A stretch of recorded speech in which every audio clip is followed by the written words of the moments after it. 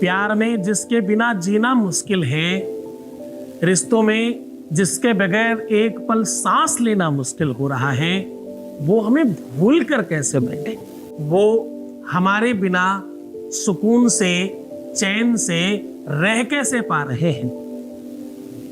जीवन में अगर प्यार बहुत बड़ी चीज है तो मेरा प्यार मुझसे दूर क्यों हुआ? सवाल बहुत हैं। एक्चुअली तो ये समस्या है, चाहे वो शादी के पहले की बात हम करें और चाहे शादी के बाद की बात करें। दोनों ही कंडीशन में, दोनों ही सिचुएशंस में ये प्रॉब्लम बहुत बड़ी है। अगर ये सब चीजें तुम्हारे साथ भी हो रही हैं तो आज मैं कह रहा हूं कि सुबह उठकर ये शब्द बोल दो। मैं क्या कह रहा हूं? सुबह उठकर ये शब्द बोल दो, जिसके बिना तुम जी नहीं पा रहे थे उसे आपकी आदत पड़ जाएगी।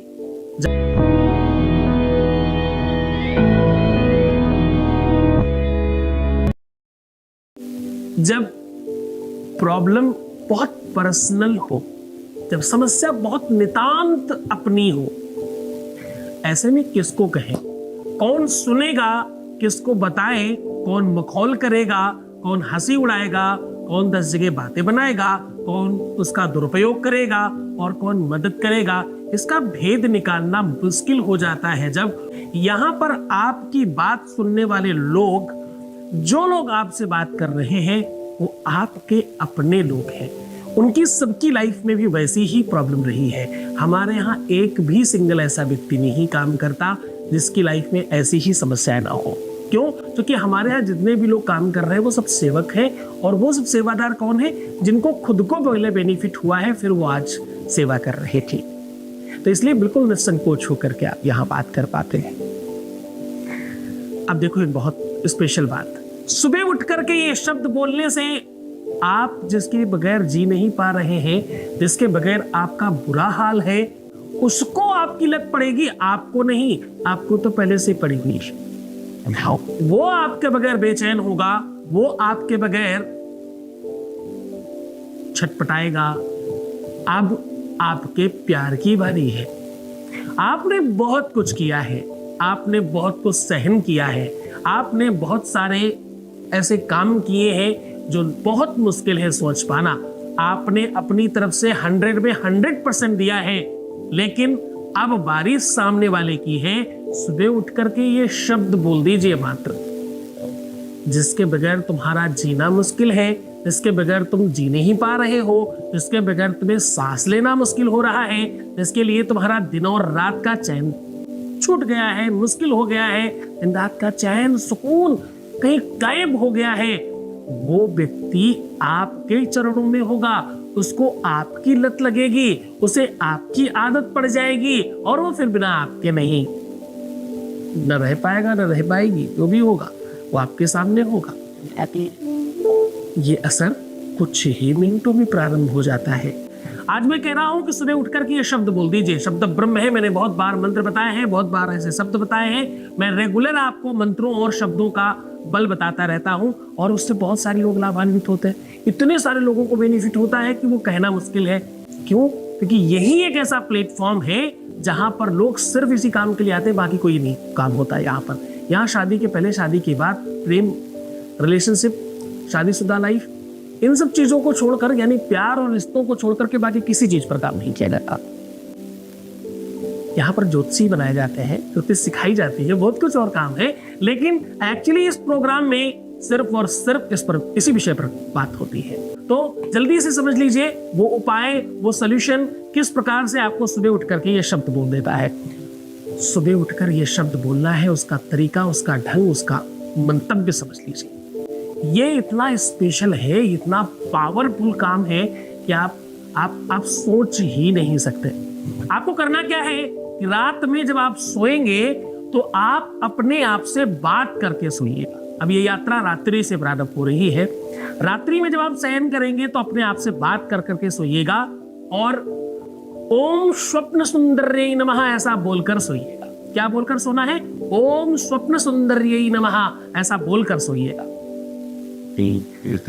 और क्या बोलिएगा, पूरी बात करिएगा, क्या चाहते हैं, क्या क्या करना चाहते हैं, और बिल्कुल इस प्रकार से बात करिएगा जैसे आपके अंदर बहुत सारी शक्तियां हैं, बहुत सारे पावर अंदर हैं जो सुन रहे हैं इस बात को।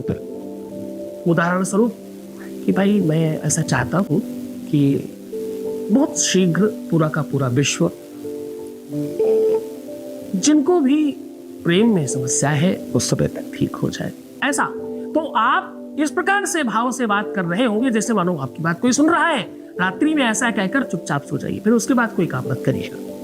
प्रातः जब भी आपकी पहली नींद खुले, अब देखो ये उठने की बात का मतलब ये नहीं है कि जब तुम बिस्तर छोड़ रहे हो, ये बात है जब भी प्रातः 3 बजे के बाद जब भी आपकी आंख खुल जाए तो वो मुहूर्त होगा आपके लिए। क्यों? आपको वो शक्तियां उसी समय जगाएंगी जब आपका काम करने का उनका सही मुहूर्त और सही संसाधन बना होगा।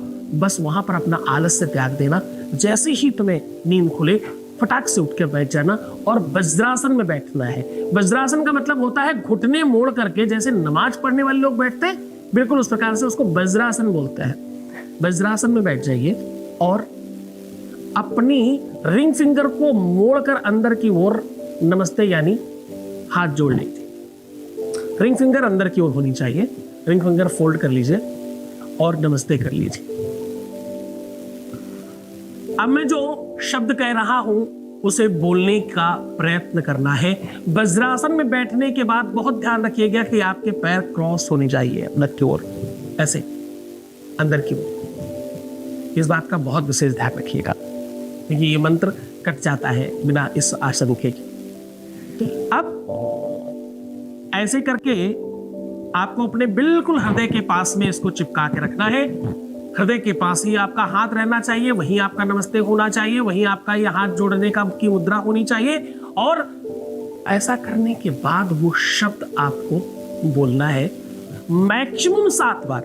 वैसे तो 1 से 3 बार भी सफिशिएंट है, 1 बार भी बहुत हो जाता है। मैक्सिमम 7 बार, 7 से ज्यादा मत बोलिएगा क्योंकि ये बहुत पावरफुल शब्द है।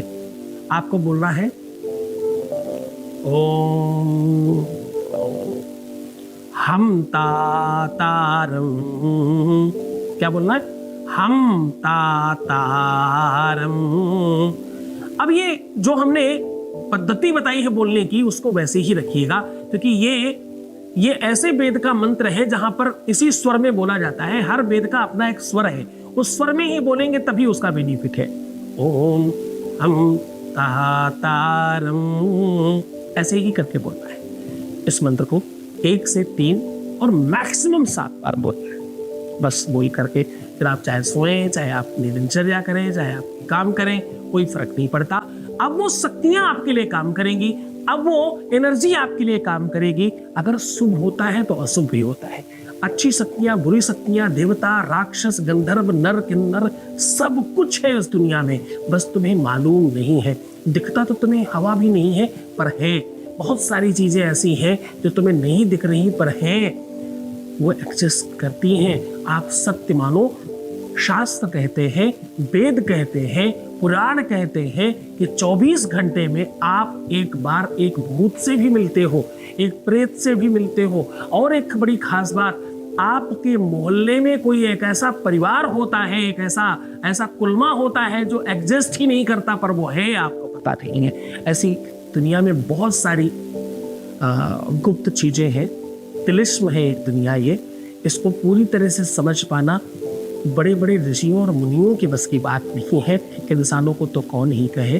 कहते हैं कि देवता लोग भी आपके आसपास बीच में रहते हैं ताकि माहौल और सिस्टम को बनाए रखा जा सके।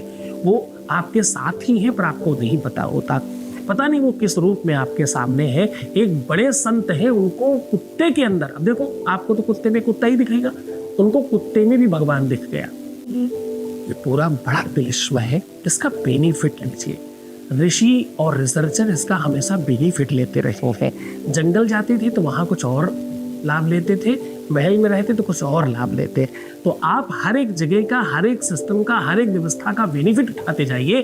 आपके अंदर वो तिलिस्म हम व्याप्त करने की कोशिश कर रहे हैं। हम छोटी छोटी तरीके से आपको बताते चल रहे हैं और तुम इसे अपने अंदर प्रयोग करते जाओ।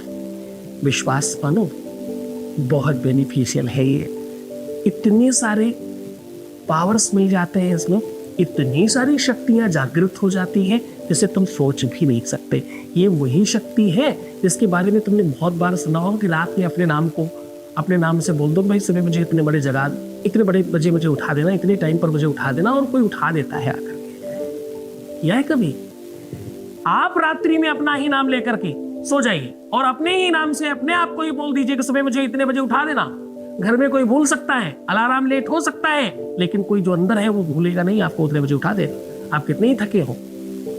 वो कौन है जो ऐसा करता है? वो कौन शक्ति है जो ऐसा काम करती है? ऐसी कितनी ही शक्तियां हैं, मैं उन्हीं को जागृत करवा रहा हूँ आपसे और उनसे ही वर्क करवा रहा हूँ।